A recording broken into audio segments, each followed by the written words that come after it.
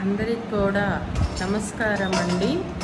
నేను పాడబోతున్న పాట నవ్వుతూ బ్రతకాలమ్మ నందనవనంలా నందమూరి దీవెనలతో అంటూ మన చిరునవ్వే రేపటి భవితకు వెలుగు. ఎప్పుడు మనిషి నవ్వుతూ చక్కగా ఎదుటి వాళ్ళని నమస్కరిస్తూ హాయిగా నవ్వుతూ ఫేస్ కనపడాలి. అది చూడటానికి అందంగా ఉంటుంది, ముచ్చటగా ఉంటుంది.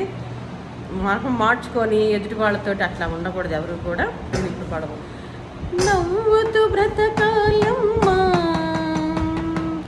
నవ్వుతూ బ్రతకాలమ్మా నారీ లోకానికి ఆదర్శమై నిలవాలమ్మా నందమూరి ఆశయాలతో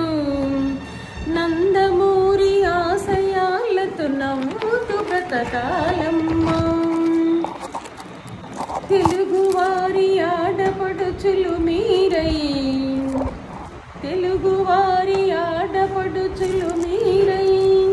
తేజరిల్లాలమ్మా ఈ తెలుగు నేలందు నవ్వుతూ బ్రతకాలమ్మా నందనవనంలా ఉండాలమ్మా నవ్వుతూ నందనవనమై నారీ లోకానికి బాసటగా నిలవాలమ్మా తెలుగువారి కీర్తిని నిలపాలమ్మా తెలుగు తేజమై తేజరిల్లాలమ్మా తెలుగు మహిళలు మీరై తెలుగు నేలందు ఆ అన్నగారి ఆశయాలకు అడుగులు వేస్తూ అందనంతా ఎత్తుకు ఎదగాలమ్మా నవ్వుతూ బ్రతకాలమ్మా నందనవనంలా ఉండాలమ్మా అన్న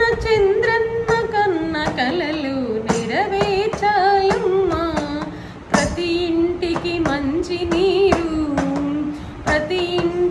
మంచి నీరు అందించాలన్న ఆశయం చంద్రన్న ఆశయం ఆడబిడ్డలకు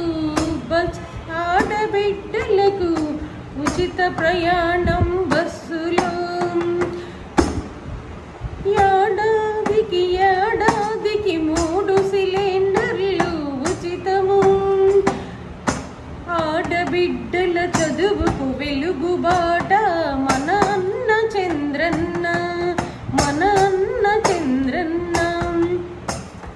ఎన్నెన్నో పథకాలతో ఎందరికో ఆదర్శమై నిలచెనమ్మా మన చంద్రన్న నవ్వుతూ బ్రతకాలమ్మా నందనవనంలా ఉండాలమ్మా నారీ లోకానికి బాసటగా నిలవాలమ్మా అన్నాతుల ఆకలి తీర్చాలమ్మా అంటుంది మాధవి సహజ కవయిత్రి గుంటూరు. నిన్న నాకు చాలా ఆనందమైన రోజండి. నేను మంచినీరు అడగగానే పేదవాళ్ళకి ఎంపీ పెమ్మసాని గారు వారి తమ్ముడు మంచినీరు అందించినందుకు అక్కడ పేద ప్రజలకు మనస్ఫూర్తిగా మహిళా చేసి అధ్యక్షురాలుగా అండ్ కవయిత్రిగా కూడా నేను ముద్దు పేరు పెట్టాను మన ఎంపీ పెమ్మసాని గారికి, చందు అని. అంటే ఎందుకు పెట్టాను అంటే చక్కని భావాలు కలిగిన వాడు, సంస్కారం కలిగిన వాడు, చక్కనైన పాలన ప్రజలకు అందిస్తాడని ఒక కవయిత్రిగా తనకు నేను ఇచ్చే బిరుదు అది. మంచి వాళ్ళని ఎన్నుకోండి.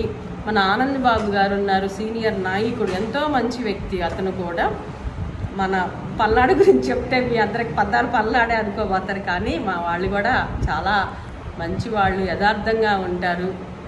ప్రతి వాళ్ళని తెలుగుదేశం పార్టీ నాయకులందరినీ గెలిపించండి. మన మాధవికి కూడా పెద్ద ఎత్తున మీరు ఓట్లేసి గెలిపించి మహిళా అభ్యుదయానికి పాటుపడే విధంగా మీరు అందరూ ఉండాలని, మీ అందరికి కూడా ఉన్నతమైన పదవులు రావాలని, మన ప్రభుత్వం వచ్చాక మన ఎంపీ గారు ముందుంటారు ఆడపడుచుల అభివృద్ధిలో. అలానే అన్నా క్యాంటీన్ అక్కడక్కడ అవి ఎంపీ గారితో మాట్లాడి నేను అది కూడా చేయాలని నాకు సంకల్పం ఉంది. అది భగవంతుడి నిర్ణయం. అది రవి గారు పెమ్మసాని గారు తెలుసుకుంటే ఈజీ అయిపోద్ది. పేదల వాళ్ళ ఆకలి తీర్చిన వాళ్ళం అవుతామని తెలియజేస్తున్న మాధవి సహజ కవయిత్రి గుంటూరు.